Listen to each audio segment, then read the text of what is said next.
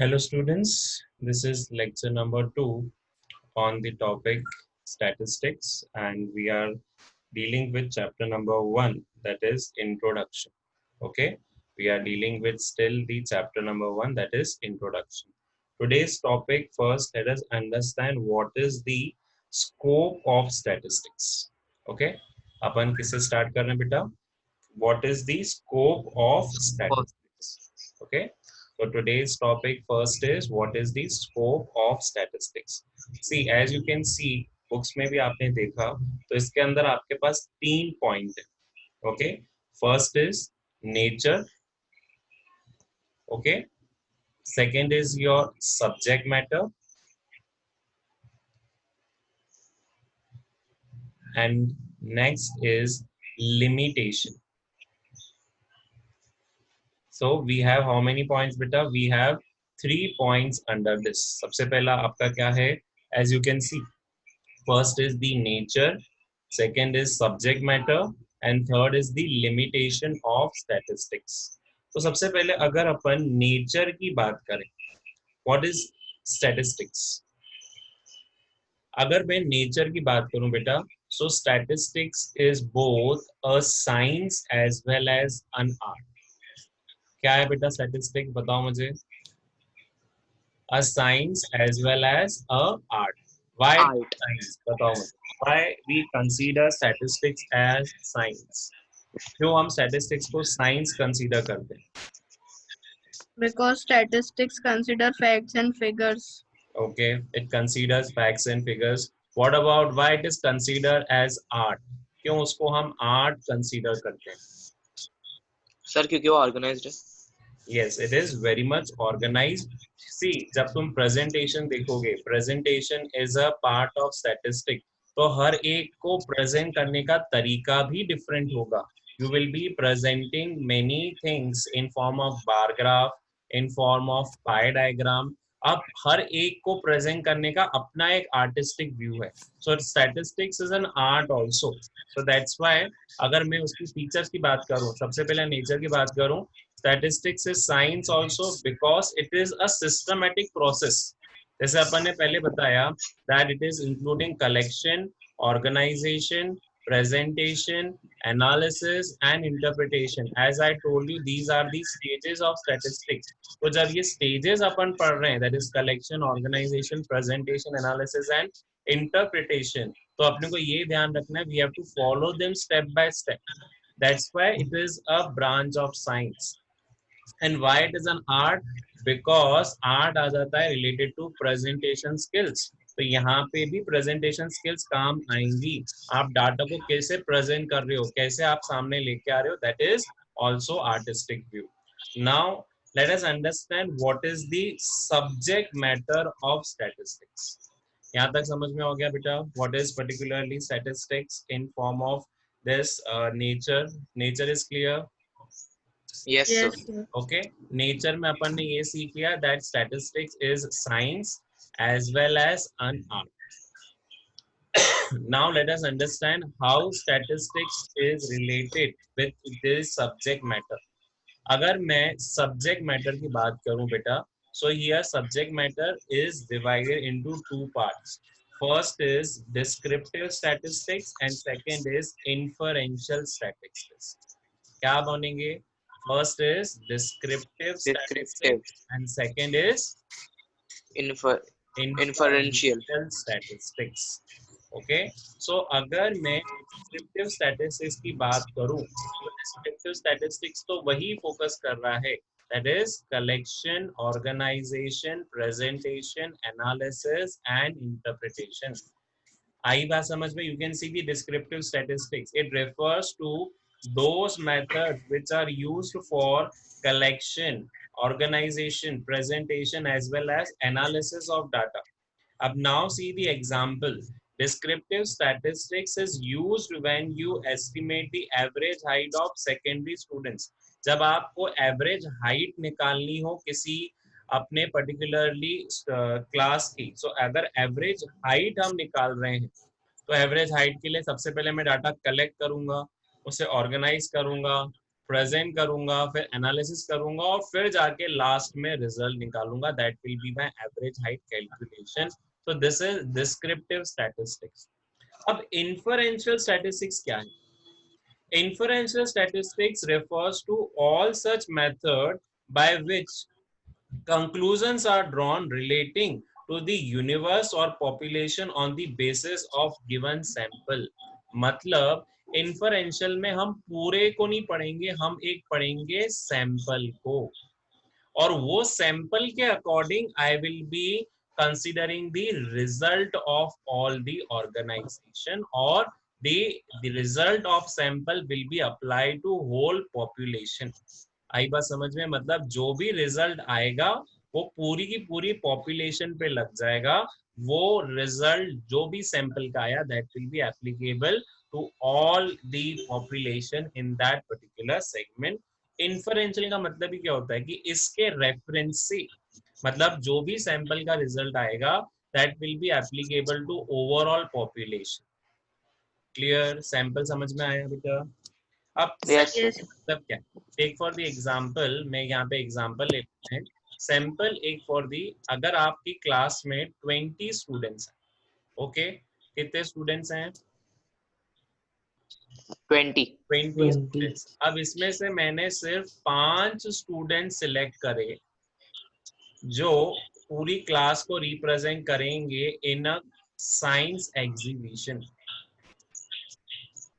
अब ये क्या करा मैंने, इनका इन्फरेंशियल लगाया कि ये जो 5 स्टूडेंट्स हैं इनको मैंने एज अ सैंपल लिया है, एंड जो ये लेकर आएंगे वही रिजल्ट आप सब पे लागू होगा, क्योंकि आपका fame and everything is associated with these 5 students which I have selected.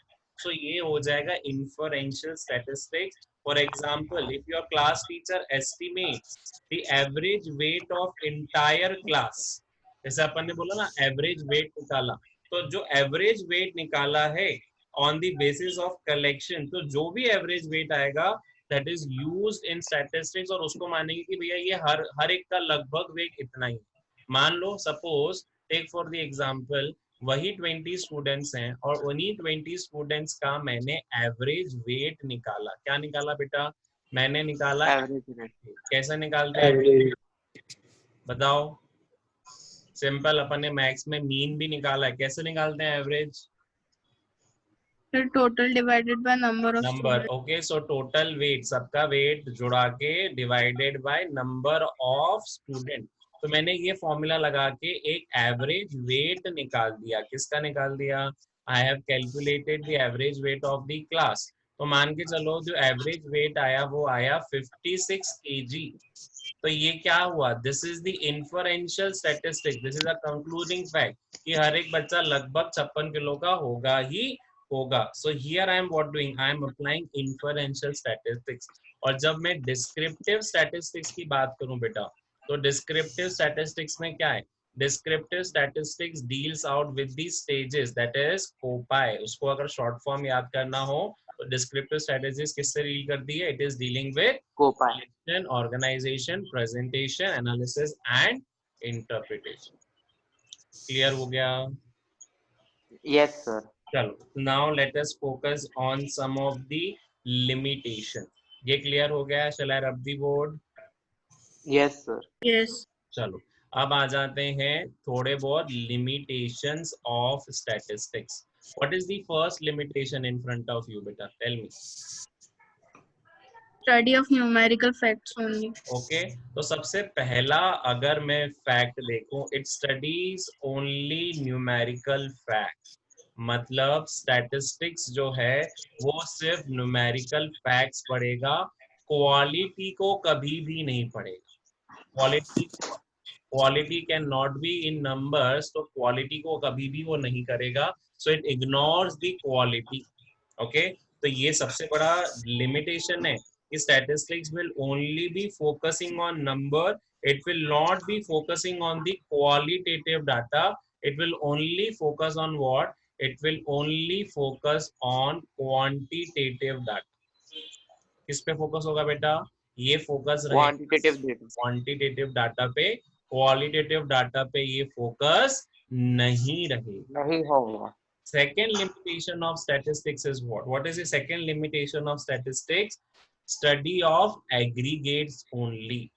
मैंने पहले ही बोला था कि ये सिंगल चीज को स्टडी नहीं करता है. ये किसको स्टडी करेगा बेटा? Study of aggregate. Aggregate facts. अब एक बात बताओ, एग्रीगेट बनता कैसे है? सिंगल चीजों से कि अपने आप एग्रीगेट बन जाएगा? जैसे मैं बोलूं कि राम है एक स्टूडेंट है श्याम, और एक स्टूडेंट है राज. अब मुझे एवरेज मार्क्स चाहिए, तो पहले मैं सबके मार्क्स तो ले लूं, फिर जाके मैं एवरेज निकालूंगा ना. तो यहाँ पे क्या Yes, कर रहा है? वो तो स्टडी करेगा सिर्फ एवरेज को, वो इन सिंगल यूनिट को स्टडी नहीं करेगा. उसको मतलब नहीं है कि राज को 30 आए, उसको ये मतलब नहीं है कि राम को 20 आए, उसको ये मतलब नहीं है कि शाम को 15 आए या 30 आए. उसको मतलब किससे है? एवरेज से. एवरेज जो आया उसने लगाया एवरेज और उन सब पे एप्लीकेबल कर लिया. सो यहाँ it will be studying only the aggregate facts, it will not study a single unit. पर एग्रीगेट बनता किससे है बेटा? एग्रीगेट हमेशा बनता है सिंगल यूनिट से ही. सो अगर सिंगल यूनिट को स्टडी नहीं करेगा तो एग्रीगेट बनेगा कैसे? So this is your second limitation of statistics. Clear हो गए दो limitation? Yes, sir. Yes, sir. Moving on to the third limitation. Homogeneity of data is an essential requirement. पहली चीज, आपकी डाटा पूरी तरह से होमोजीनियस होनी चाहिए. होमोजीनियस मतलब सब तरीके से सेम, सब तरीके से इक्वल. अगर वो होमोजीनियस या इक्वल नहीं रही तो क्या होगा? उसका कोई यूज नहीं है. अपन ने साइंस में पढ़ा है होमोजीनियस एंड हेट्रोजीनियस. अब मुझे एक बात बताओ, मैं जब एवरेज निकाल रहा हूँ तो 11th क्लास के बच्चे को ही लूंगा ना जब मुझे 11th का वेट चाहिए. क्या मैं 12th क्लास के बच्चे को उसमें इंक्लूड करूंगा क्या? No, sir. क्यों? क्योंकि No, sir. होमोजीनियस डाटा रखना है. मुझे 11th के बच्चों का ही एवरेज वेट चाहिए, तो 12th वाला उसमें इन्वॉल्व ही नहीं हो सकता. तो homogeneous of data is very much required. इसे लिखा भी हुआ है. For example, production of food grains can not be compared with the production of cloth. जैसे अगर मान के चलो मुझे कंपैरिजन बिठाना है, तो मैंने क्या करा, जो फूड है क्या उसका कंपैरिजन में क्लॉथ से कर सकता हूँ क्या? Okay, so homogeneity should be there कि फूड का प्रोडक्शन सिर्फ फूड से कंपेयर होगा, क्लॉथ का प्रोडक्शन सिर्फ क्लॉथ से कंपेयर होगा. There will be no other thing. So homogeneity of data is also very much important. फिर उसके बाद बेटा fourth, coming to your fourth limitation, result are true only on average. क्या बोल रहा है बेटा? कि जो रिजल्ट है वो सिर्फ एवरेज के नाम पे ट्रू है. Result are true on the basis of average. अब एक बताओ, अभी जो मैंने सिंपल एग्जांपल लिया था कि जो एवरेज वेट है 56 किलो, क्या हर एक बच्चा 56 केजी का होगा क्या? No, sir. No, अलग sir. अलग भी होंगे. हो सकता है कि कोई 70 केजी का हो सकता है कोई 40 केजी का हो. तो ये जो एवरेज आपने निकाला है ये सिर्फ एवरेज कैलकुलेशन के लिए ट्रू है, लेकिन एक्चुअल में देखा जाए तो ये 56 केजी ना 70 वाले को रिप्रेजेंट कर पाएगा ना 40 वाले को रिप्रेजेंट कर पाएगा. So averages are only true on papers. Actual में बहुत डिफरेंस हो सकता है. फिर उसके बाद without reference result may prove to be wrong. What is your fifth point? कि जब तक आप कोई रेफरेंस लेके नहीं चले हो, you are not having any reference, तो जो आपका रिजल्ट आएगा ना बेटा, वो रिजल्ट भी क्या हो जाएगा? It may prove to be wrong. कैसे? टेक फॉर द एग्जांपल, यहाँ पे लिखा हुआ है in the business of cloth profit earned in the 3 last year is 1000, 2000 and 3000. अब एक बात बताओ, एक बिजनेस ने अर्न करा 1000 एक साल में, दूसरे बिजनेस ने 2000, और वही उसी बिजनेस ने तीसरे साल में 3000. और दूसरा बिजनेस ए, ये तो बिजनेस ए है, दूसरा बिजनेस बी था जिसने पहले साल 3000 कमाए, दूसरे साल 2000 कमाए और तीसरे साल 1000 कमाए. अब मुझे एक बताओ, अगर मैं इनका एवरेज निकालूं, कैसे निकालूंगा average? Total divided by number of years. करो टोटल कितना आएगा इनका. करोड़ों सर में कितना आया? 6,000 6,000 divided by number of years कितना? 3 3। कितना एवरेज प्रॉफिट आया? 3,000 wow, 6,000 divided by 3, 3,000। Very good. अब सर बच्चों बच्चों की भी guide. Sir sir 2,000 sir 2,000 sir 2,000 अब मुझे एक बात बताओ, दोनों का एवरेज प्रॉफिट 2,000 है, तो मैं ये मान सकता हूँ कि दोनों के परफॉर्मेंस भी एक जैसे ही होंगे? Yes, sir. बताओ, क्यों दोनों के परफॉर्मेंस एक जैसे हैं? एक इंडस्ट्री No, ग्रो sir. कर रही है, देखो एक इंडस्ट्री ग्रो हो रही है, पहले वाले साल में उसको 1,000 का प्रॉफिट हुआ, दूसरे वाले साल में 2,000 का प्रॉफिट हुआ, तीसरे वाले साल में उसको 3,000 का। और वहीं जो बी इंडस्ट्री है वो तो और नीचे जा रही है, 3,000 से आई, फिर 2,000 पे आई, फिर 1,000 के प्रॉफिट पे आई। तो यहाँ तो अगर मैं एवरेज पे फोकस करूंगा तो दोनों का परफॉर्मेंस क्या है? सेम।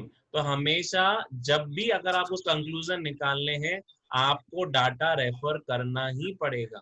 जो अगर आप एवरेज पे फोकस करोगे तो आपका कंक्लूजन क्या होगा कि दोनों इंडस्ट्रीज जो हैं बेटा, दोनों इंडस्ट्रीज क्या परफॉर्म कर रही हैं?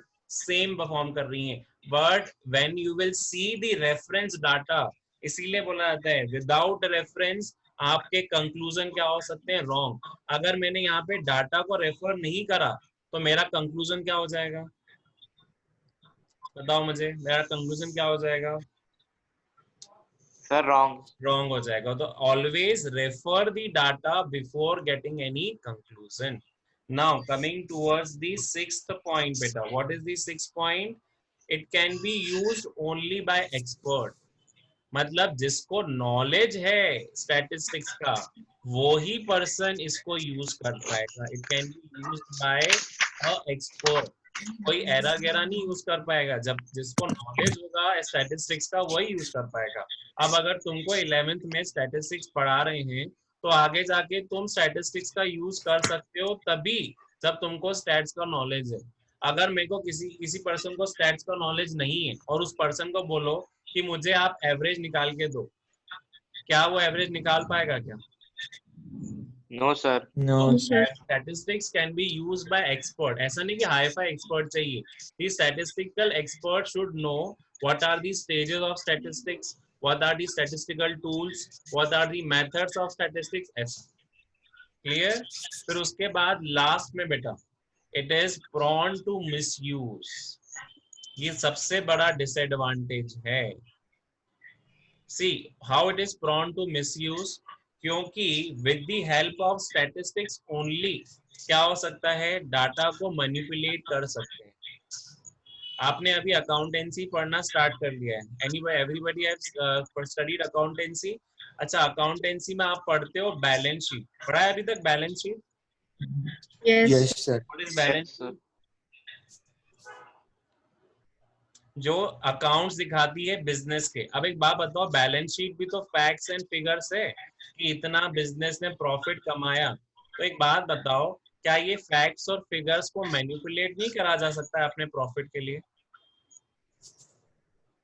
बताओ मुझे, can the facts and figures in the balance sheet can be manipulated?